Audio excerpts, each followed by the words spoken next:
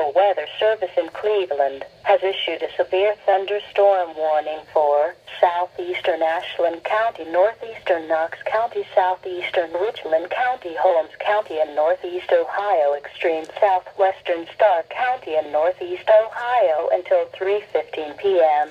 At 2:15 p.m., National Weather Service Doppler radar indicated a severe thunderstorm capable of producing quarter-size hail and damaging winds in excess of 60 miles an hour. This storm was located near Loudonville and moving southeast at 25 miles an hour.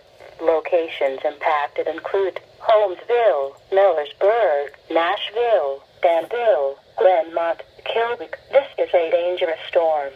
Seek shelter inside now and stay away from windows.